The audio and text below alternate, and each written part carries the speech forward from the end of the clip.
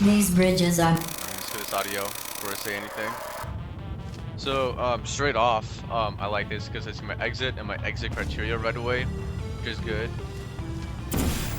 And I see the at least one element right away. So far, this looks aesthetically pleasing as well. Then you have unmarked cube droppers, unmarked lasers, so that's still something you have to work on. Okay. Your lighting's a little bit better. I guess I'll just throw this down there for now. I think I see another button over here.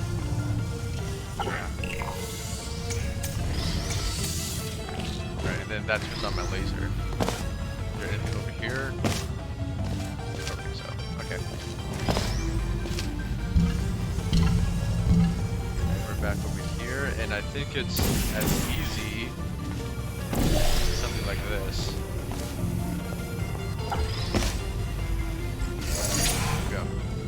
Alright, I won't comment on puzzle design. I will save that till the end. I want to solve the map first, and then I'll start giving you some feedback. There's some things I'm thinking of right now for this room, but I'll save it.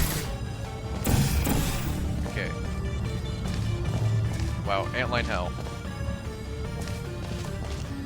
Yeah, I'll comment on this later. This looks like my pits. Yeah, he's still doing the thing where we have just cube droppers everywhere. Down here.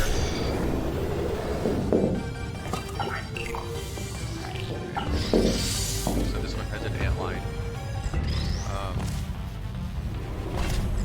Okay. Guess I'll go over here next.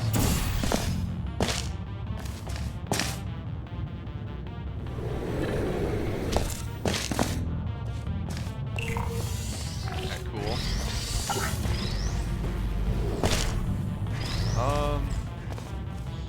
Is this my laser?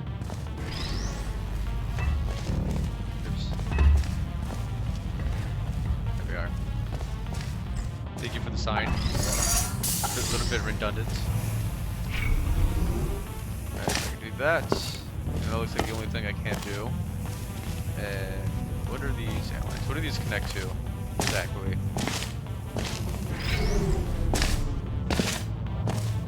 Connect to emancipation fields. Oops. Okay. Well, I guess I'll just go up here.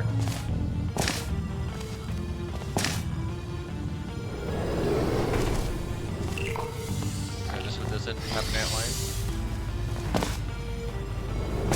Alright, now what? So, I guess over here. That's open. I feel like maybe something like this, maybe. Yeah, for sure. Oh, wow, I really messed that up. There we go. Was there like a? Yeah, there's a. There. This tells me the exit's over here. This takes a. Yeah, this takes a really weird path. Wow. And then panels are dangerous because if the player can easily get trapped in them. See, now I'm stuck. So that's why we don't use panels in this way. Okay.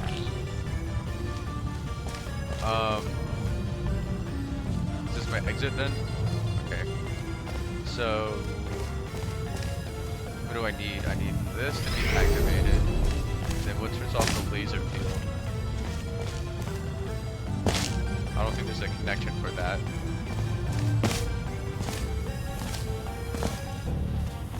No. Is it you? Not you. Is it you then? It is you. So I need. Oh, there's another laser. That. So, hold on, sorry. Is this activating that laser? Yeah, it is. So, I'll just do this then. There we go. Now I have like, do that. So I need a button and a laser, and then this another laser or a laser catcher. Laser. Okay.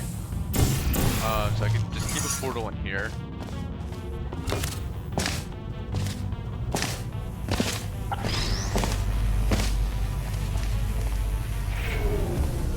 And then yeah, that turns on the laser. Okay.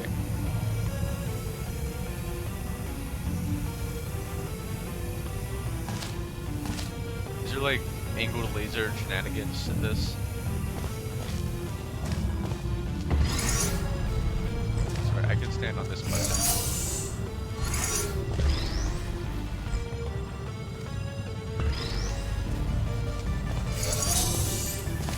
Give this see. You can see that button and the portal.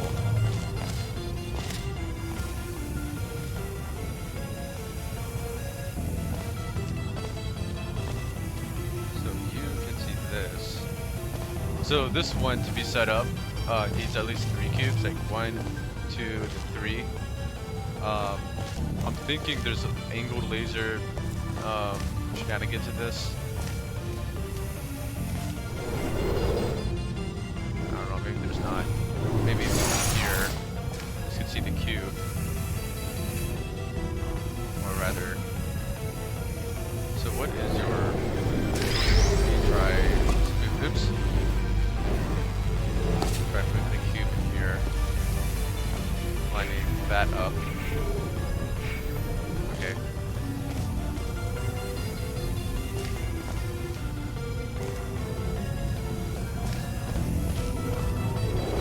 Then I just need something on the button.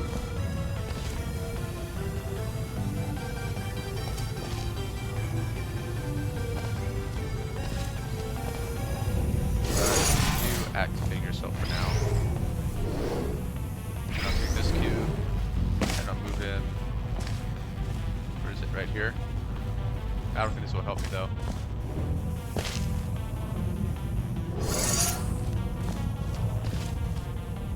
Sorry, this won't work.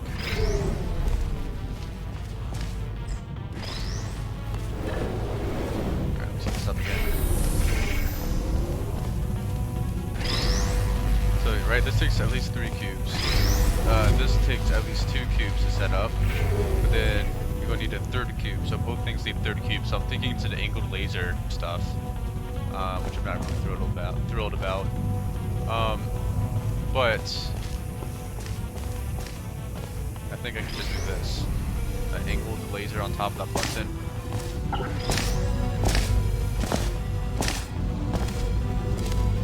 And I come in here.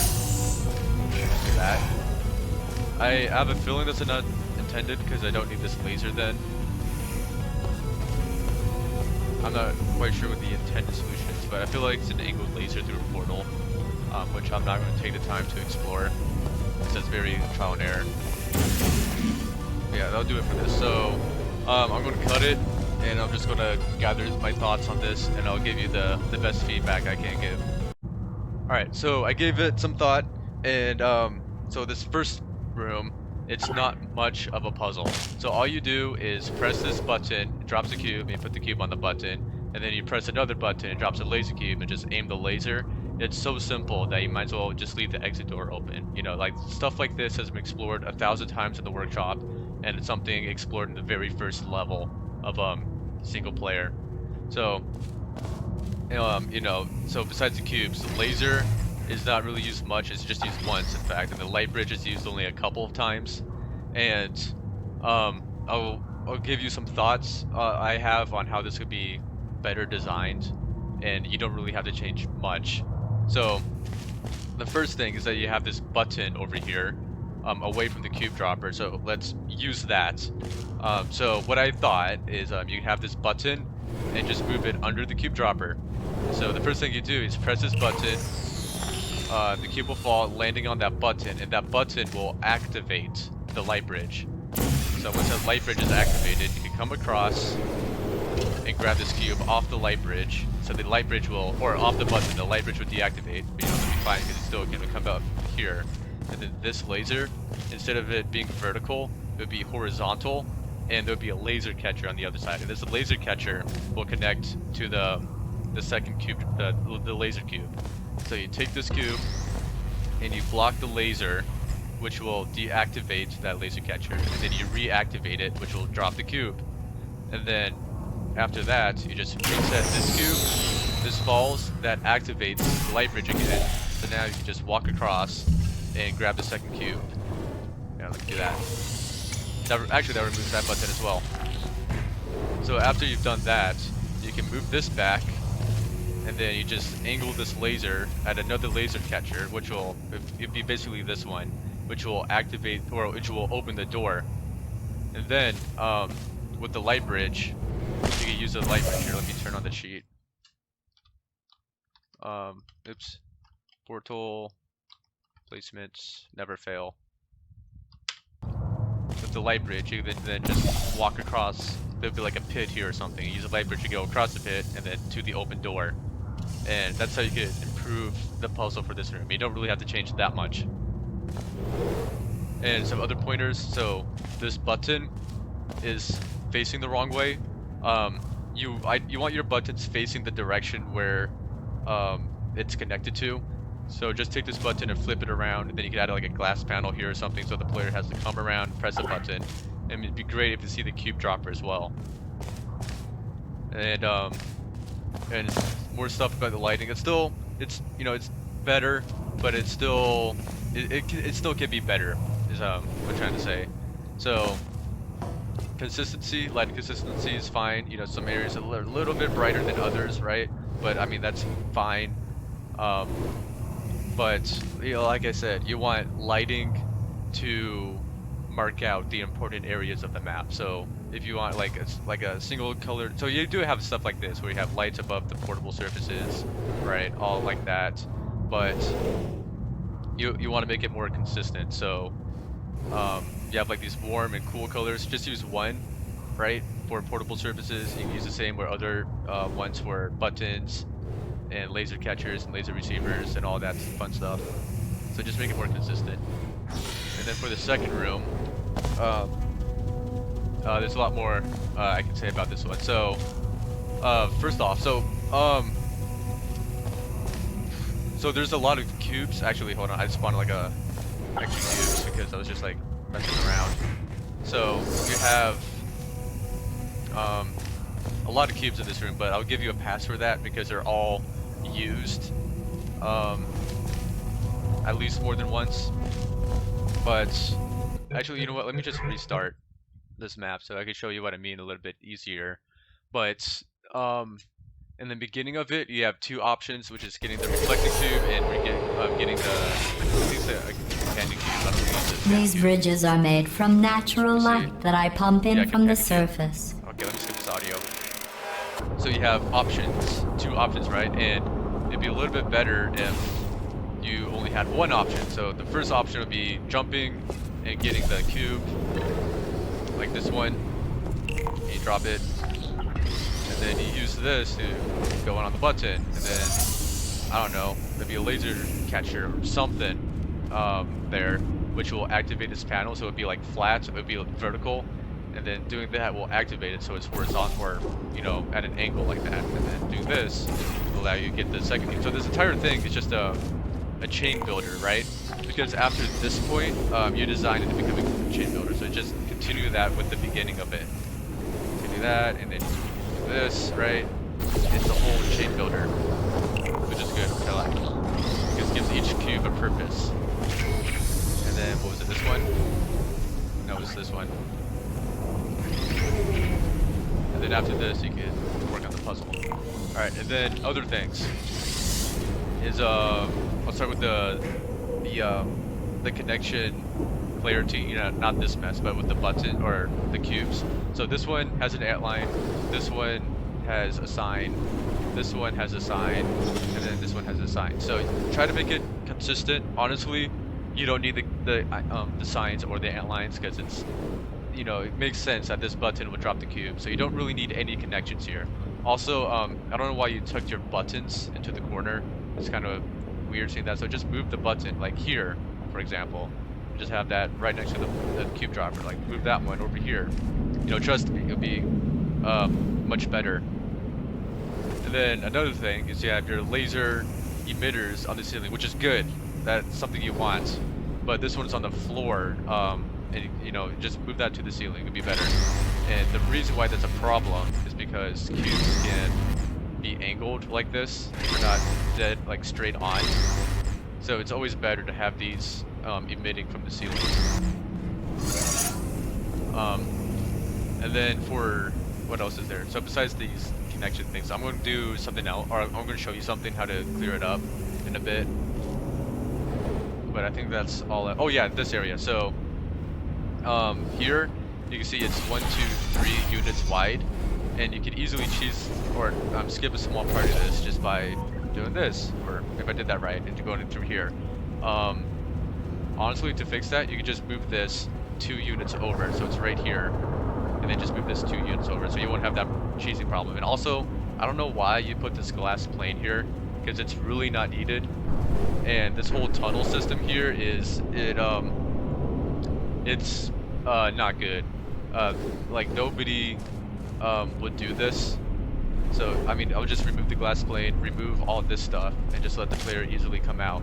You know, and if you do that, you could also remove both of these, or you can move the emancipation field. Right? Just you can design it a little bit better like that. And if you really need the player to, if they get soft locked in here, just have a portable surface right here, so they can spawn this cube. Right? They can just jump on the cube. Place a portal there, place a portal here to get out if they ever get soft locked in this area. Because that'd be much better than whatever you did for this. And another thing is the amount of fizzlers. Like, you don't need this many fizzlers. So before you don't need these exactly. And then this one, you have emancipation in a laser field, but there's no reason for the emancipation field because it's not really blocking you from anything. In fact, it's kind of a bad thing that you have here because there's a chance the player could get soft locked to do something like this, place both portals in here, and then there's no way for them to come out. Right? So just having this not be an emancipation field would be better because there's no way they could be here and get a portal into this room. So just something to think about there. Alright, I think that'll do it for this, and then I'll do another cut to show you how to improve the ant lines.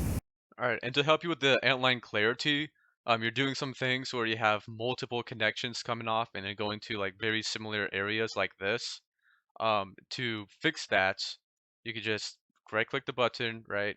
Change the connection visibility to none, and then you use these antline logic strips, and you connect the button to them, and you can copy these, and then do that. So now, oops, you do that. So now you have a custom ant line, and you can just drag it to wherever you want. And you can do this, oops, like, okay, grab this, like that, and then you want to get 2 more of these, have the button connect to one of them, then connect one to each other, and then just move this onto the ant line, and move this here. Adjust if necessary. So then this is being annoying like that. You could just use a lighting strip like that and do something like this, and then change this to a Franken. So there we go. So that's how you could clean up those ant lines. So you have one connection coming out, and here I can move this button a little bit, and there's 2 of these coming out. So you know, and that's much more clear than having 2 ant lines. And if you do that for like the amount of different fizzlers and the different amount of all the different catchers, they just all it becomes antline hell. So doing this really helps clean it up. And I guess I would do it.